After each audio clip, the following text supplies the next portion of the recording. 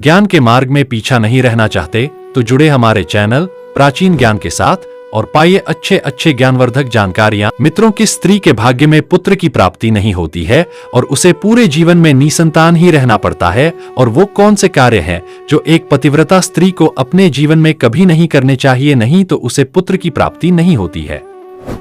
मित्रों, एक समय की बात है जब माता लक्ष्मी भगवान विष्णु से मिलने के लिए जाती है और भगवान विष्णु से कहती है, प्रभु आज मैं आपसे 3 प्रश्नों का उत्तर पूछने के लिए आई हूं। तो भगवान विष्णु कहते हैं, हे देवी, तुम निश्चिंत होकर अपने तीनों प्रश्नों को मुझे बताओ, मैं तुम्हारे प्रश्नों का उत्तर अवश्य दूंगा।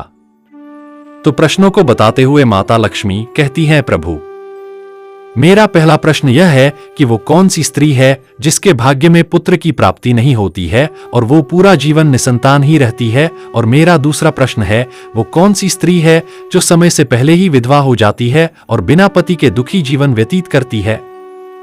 और मेरा तीसरा प्रश्न है, वो कौन सी स्त्री जो पति के होते हुए भी एक दुखी जीवन जीती है और उसे कभी अपने जीवन में सुख की प्राप्ति नहीं होती है। तो भगवान विष्णु माता लक्ष्मी के तीनों प्रश्नों को सुनकर बोले, हे देवी, मैं तुम्हें एक कथा सुनाता हूँ जिसे सुनकर तुम्हें तुम्हारे प्रश्नों का उत्तर मिल जाएगा, किंतु बहुत ध्यान से सुनना। तो माता लक्ष्मी कहती है, आप कथा सुनाइए प्रभु, मैं कथा को पूरा मन लगाकर सुनूंगी। कथा को सुनाते हुए भगवान विष्णु कहते हैं, एक समय की बात है जब एक गांव में एक सेठ रहता था और उस सेठ के 2 बेटे थे और दोनों की शादी हो चुकी थी तथा सेठ और सेठ की पत्नी दोनों ही बहुत दुष्ट स्वभाव के थे। और सेठ का बड़ा बेटा और उसकी पत्नी भी दुष्ट स्वभाव की थी, लेकिन सेठ का छोटा बेटा बहुत ही अच्छे स्वभाव का था और उसकी पत्नी भी बहुत अच्छे स्वभाव की थी और वो अकेले ही घर का सारा काम करती थी और घर में सभी के कपड़े भी धोती थी। इतना सब कुछ करने के बाद भी सेठ की पत्नी और बड़े बेटे की पत्नी हमेशा उसका अपमान करती रहती थी। कथा को आगे बताते हुए भगवान विष्णु कहते हैं, सेठ की बड़ी बहू का एक बेटा था और छोटी बहू को एक पुत्री थी। सेठ की पत्नी हमेशा उस पुत्री को लेकर अपनी छोटी बहू को ताना मारती रहती थी। फिर भगवान विष्णु कथा को आगे बताते हुए बोले, हे देवी, अब मैं उस सेठ की छोटी बहू की कहानी अच्छे से समझाता हूं, क्योंकि उसकी छोटी बहू की कहानी से तुम्हें तुम्हारे पहले प्रश्न का उत्तर मिल जाएगा कि वो कौन सी स्त्री है जिसके भाग्य में कभी पुत्र की प्राप्ति नहीं होती है। इस कथा को सुनो। उस सेठ की जो पत्नी थी वह पहले से ही बड़े ही दुष्ट स्वभाव की थी और उसके दुष्ट स्वभाव के कारण घर के सभी लोग उससे बहुत ज्यादा परेशान थे और वो अपनी छोटी बहू को बहुत ही ज्यादा परेशान करती थी। उसको परेशान करने में उसे बहुत मजा आता था। सेठ की छोटी बहू का नाम राधिका था और वो बेचारी राधिका घर का सारा काम करती थी। फिर भी सेठ की पत्नी उसे हमेशा बहुत परेशान करती थी। वो कितना भी घर का काम कर ले पर सेठ की बीवी हमेशा उसे ही डांटती रहती थी।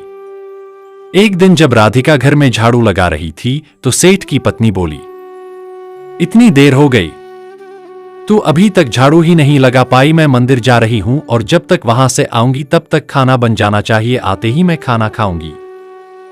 फिर वो बेचारी घर की साफ सफाई करके खाना बनाने में लग गई और खाना बनाते समय वह मन में सोच रही थी, घर का इतना काम करती हूं फिर भी मेरी सास मुझे हमेशा डांटती रहती है और हमेशा परेशान करती रहती है और कभी भी प्रेम से बात नहीं करती है और घर का सारा काम मुझसे ही करवाती है। राधिका यह सब सोच ही रही थी। तभी दरवाजा खटखटाने की आवाज आई तो उसने सोचा, अभी तो खाना तैयार भी नहीं हुआ और लगता है मेरी सासू मां आज बहुत जल्दी ही मंदिर से लौट आई है। फिर राधिका दरवाजे के पास गई और दरवाजा खोला तो उसने देखा कि दरवाजे के बाहर एक साधु महाराज खड़े हैं। फिर वो साधु महाराज राधिका से कहते हैं, बेटी मुझे कुछ भोजन करा दो, मुझे बहुत जोर की भूख लगी है। तो राधिका बोली, महाराज मैं आपको भोजन तो करा देती पर मेरी सास बहुत दुष्ट स्वभाव की है, वो मुझे बहुत डांटेंगे और अभी वो मंदिर गई है, मंदिर से आती ही होंगी। यदि वो आ गई और उन्होंने मुझे आपको भोजन कराते देख लिया तो मुझे बहुत मारेंगे, इसीलिए मैं आपको भोजन नहीं करा सकती। तो साधु बोला, बेटी थोड़ा सा ही भोजन करा दो, मैंने सुबह से कुछ नहीं खाया है। साधु की यह बात सुनकर राधिका को दया आ जाती है और साधु से बोली, महाराज आप अंदर आ जाइए, मैं आपको भोजन देती हूं। तो फिर वो साधु अंदर आ जाते हैं और राधिका उनको भोजन देती है और अभी साधु भोजन कर ही रहे थे तभी अचानक राधिका की सास मंदिर से घर आ जाती है और उस साधु को भोजन करते देखकर बोली, यह मेरा घर है, कोई भोजनालय नहीं जो हर कोई यहां आकर भोजन करके चला जाएगा, और तुमने इस साधु को भोजन क्यों दिया? क्या अन्न मुफ्त में आता है जो हर किसी को अपने घर में बैठाकर खिलाती रहती हो? और यह कहकर उस साधु को धक्के मारकर अपने घर से बाहर निकाल दिया और उसका खाना उठाकर बाहर फेंक दिया। फिर राधिका से कहने लगी, तूने साधु को भोजन क्यों कराया? अन्न कितना महंगा आता है, तुझे पता नहीं अब घर के लोग क्या खाएंगे? तो राधिका डरते हुए बोली, साधु बहुत भूखा था इसलिए मैंने उसे भोजन दे दिया था और उसे मैंने अपने हिस्से का भोजन दिया है, इसीलिए आज मैं भोजन नहीं करूंगी। और इतना गुस्सा क्यों होती हो? भोजन तो मैंने उसे अपने हिस्से का दिया है। यह सुनकर उसकी सास ने गुस्से में आकर राधिका को भी धक्के मार करके घर से बाहर निकाल दिया और बोली, जा अब तुझे भी इस घर में रहने की जरूरत नहीं है और अब कभी मेरे घर में मत आना। फिर राधिका दरवाजे पर बैठकर रोती रही, किंतु उसकी सास ने दरवाजा नहीं खोला और फिर राधिका ने सोचा अब यहां से अपने मायके ही जाना पड़ेगा। फिर वो अपने मायके जाने लगती है तो बीच रास्ते में एक घना जंगल पड़ता है। राधिका भूखी प्यासी अपने मायके जा रही थी, तभी बारिश होने लगती है। फिर राधिका वहीं जंगल में एक पेड़ के नीचे बैठ जाती है, लेकिन फिर भी बारिश की बूंदें उसके ऊपर गिरती रहती है और वह भीगने लगती है। तो उसे एक और पेड़ दिखा जो काफी बड़ा था, तो वो बारिश से बचने के लिए वो उस बड़े से पेड़ के नीचे जाकर बैठ गई और रोने लगी। तभी उसे एक संत मिले और संत ने कहा, बेटी तुम क्यों रो रही हो? तो राधिका ने संत को सारी बात बताई। तो संत ने कहा, वो लोग तुम्हें इसीलिए परेशान करते हैं क्योंकि तुम्हें अभी तक पुत्र की प्राप्ति नहीं हुई है, लेकिन तुम चिंता मत करो, मैं तुम्हें एक पर्ची देता हूं जिसमें पुत्र प्राप्ति का उपाय लिखा है। फिर संत ने उसे एक पर्ची दी और कहा, इसमें लिखे उपाय को यदि तुम पूरी निष्ठा से करोगी तो तुम्हें पुत्र की प्राप्ति अवश्य होगी। और फिर इतना कहकर वो संत वहां से चले गए। फिर राधिका अपने मन में सोचने लगी, यदि मुझे भी पुत्र हो जाएगा तो मुझे भी ससुराल में बहुत सम्मान मिलेगा और मेरी सास मेरी बहुत इज्जत करेगी। यह सोच ही रही थी, तभी बारिश बंद हो गई और फिर उसने पर्ची को खोला और पढ़ा तो उसमें लिखा था, पुत्र प्राप्ति के लिए स्त्री को हमेशा अपने पति के बाएं ओर सोना चाहिए। और पर्ची में आगे लिखा था कि मासिक धर्म शुरू होने के प्रथम 4 दिवस में स्त्री और पुरुष के मिलन से पुरुष रोग प्राप्त होता है, इसीलिए मासिक धर्म के प्रथम 4 दिन पति पत्नी को मिलन नहीं करना चाहिए, तथा मासिक धर्म के 5वें दिन मिलन ऐसी कन्या की प्राप्ति होती है और 6ठे दिन मिलन से पुत्र की प्राप्ति होती है और 7वें दिन मिलन से बंध्या पुत्री होती है, तथा मासिक धर्म की 10वीं रात्रि में मिलन करने से अति श्रेष्ठ पुत्र की प्राप्ति होती है। और फिर उस पर्ची में लिखी सारी बातें पढ़कर राधिका अपने मन में सोचने लगी, अब मैं इसी जंगल में रहूंगी। फिर वो जंगल में ही कुटिया बनाकर रहने लगी और फिर उसका पति उसे ढूंढते हुए उसी जंगल में राधिका के पास पहुंचा और उससे कहा, तुम घर चलो। तो राधिका ने उसे पर्ची वाली सारी बात बताई और कहा, अब मैं यहीं रहूंगी जब तक मुझे पुत्र की प्राप्ति नहीं हो जाती।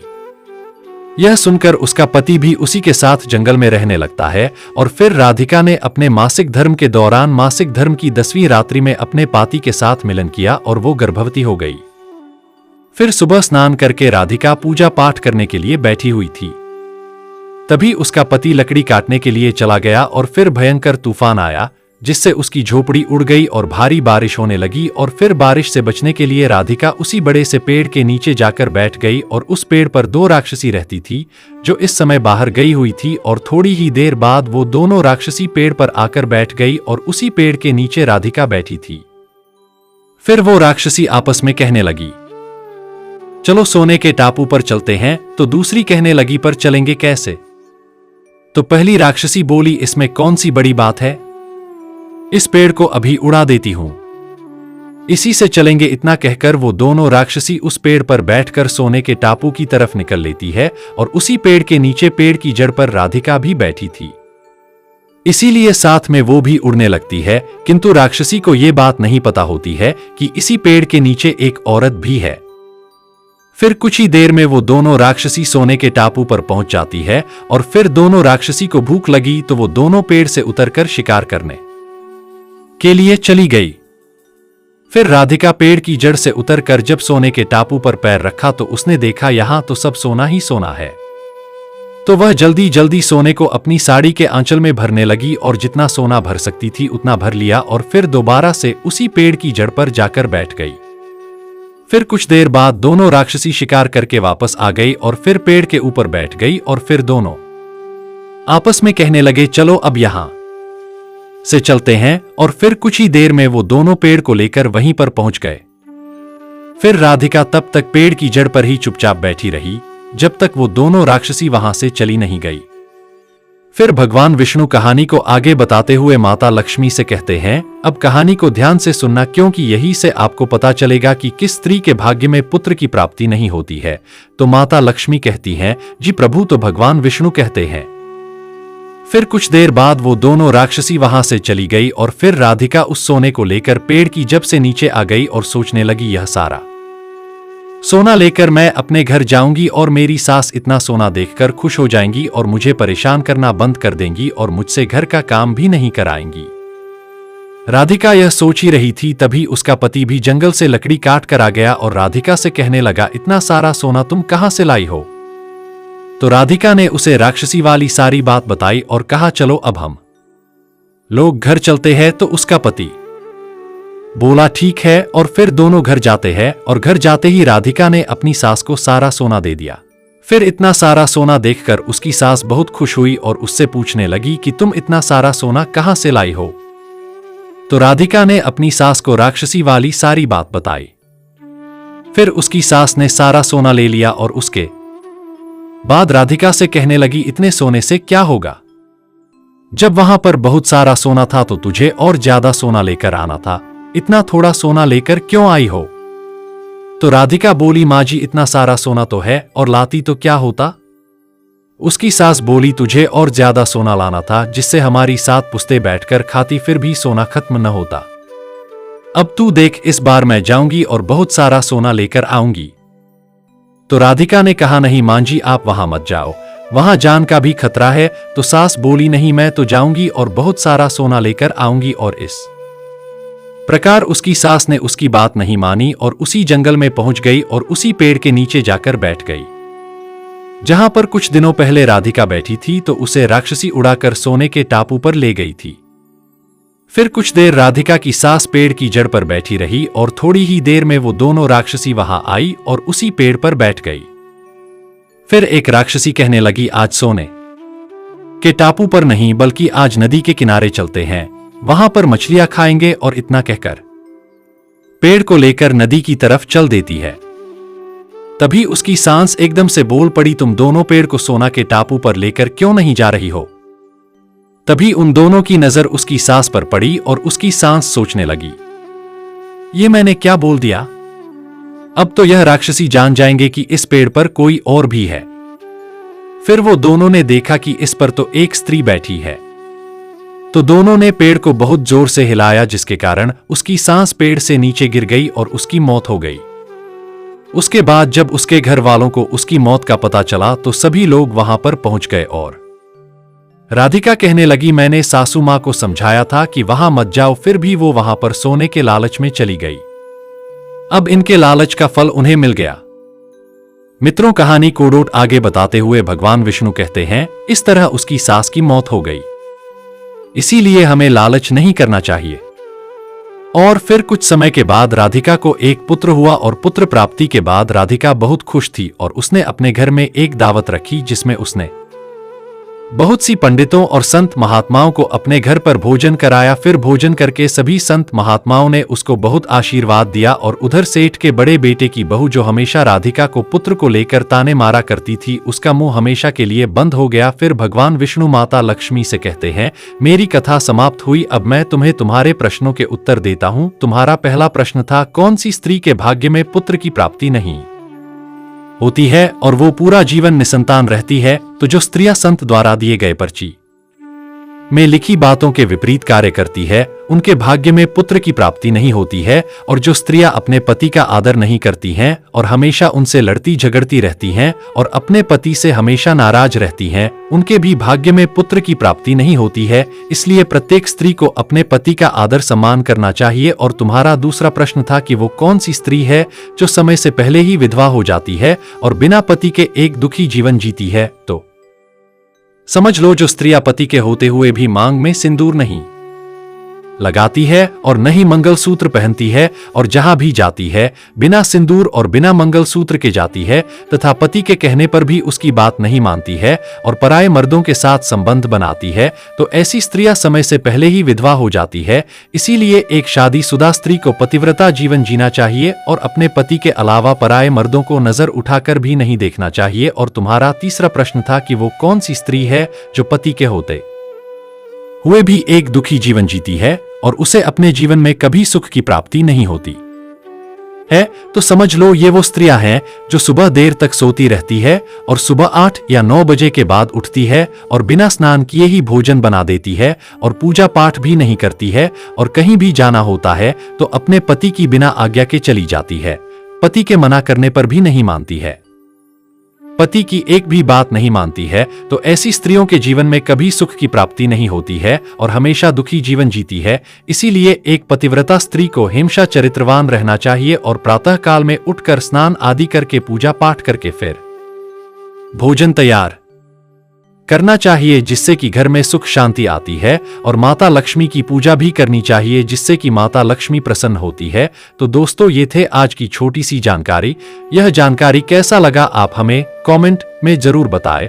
और हाँ, कमेंट में अपना नाम और राशि जरूर लिखना, ताकि आने वाले समय में आपको आपके राशि के अनुसार हम उपाय और सुझाव बता सके। वीडियो को आगे शेयर करना न भूले। आपके एक छोटे से प्रयास किसी की जीवन में खुशहाली ला सकता है। जय श्री राम। धन्यवाद।